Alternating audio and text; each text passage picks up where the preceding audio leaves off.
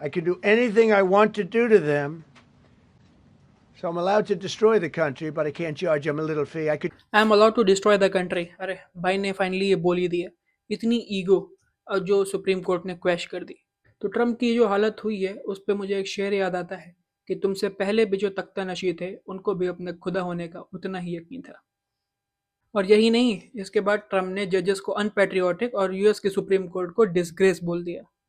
क्या हुआ है पूरा मामला, आइए जानते हैं अगले 60 सेकंड में। तो ट्रम्प ने जो दुनिया भर में टैरिफ बना रखे थे, यूएस के सुप्रीम कोर्ट ने रूलिंग दी 6/2 से ट्रम्प के अगेंस्ट में, और इस पूरे टैरिफ को अनकॉन्स्टिट्यूशनल बोल दिया कि जो टैरिफ लगता है वो यूएस का सेनेट लगाता है, ट्रम्प प्रेसिडेंट एग्जीक्यूटिव ऑर्डर से नहीं लगा सकता। और जो अब तक उसने टैरिफ रिकवर किए हैं, कलेक्ट किए हैं, जो कि ऑलमोस्ट $162 बिलियन बनते हैं, उसको रिटर्न करना है। इसके बाद ट्रम्प बौखला गए और उन्होंने प्रेस कॉन्फ्रेंस करी और ये सारी बातें कह दी जो आपने स्टार्टिंग में सुनी।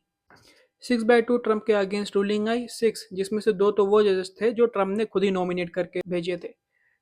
इसके बाद ट्रम्प आते हैं, उन्होंने बोला कि वो एक नया कानून इन्वोक कर रहे हैं जिससे ऑल ओवर ग्लोबली 10% टैरिफ लग जाएगा। तो कुछ लोग मिसअंडरस्टूड कर रहे थे कि जो 18% इंडिया पे टैरिफ था अब 10% एक्स्ट्रा 28 हो जाएगा। नहीं, 18 से वो 10% आएगा और ग्लोबली 10% लगेगा सब पे। तो जो एक हमारी कॉम्पिटेटिव एज थी चाइना से, वो अब फाइनली खत्म हो चुकी है। अब चाइना पे 10%, हम पे भी 10%। ट्रम्प ने बोला है कि ये कुछ टाइम की बात है, ये 10-15% भी वो कर सकते हैं। इससे ओवरऑल फायदा नुकसान क्या हुआ है? हाँ, ओवरऑल टैरिफ कम हो गए हैं। इंडिया पे लगने वाला 18% टैरिफ 10% हो गया है।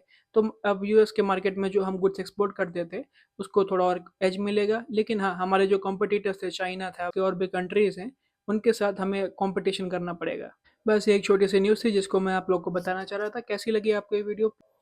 इंस्टा पे देख रहे हो तो फॉलो कर लो हमें। ऐसे ही जियोपॉलिटिकल कंटेंट्स, हिस्टोरिकल कंटेंट्स, या और भी जो रिलेटेड फैक्ट्स होते हैं जो मुझे लगता है या हमारी टीम को लगता है कि आपको बताने चाहिए, वो सब आप तक रेगुलरली लेके आएंगे। जय हिंद, जय भारत।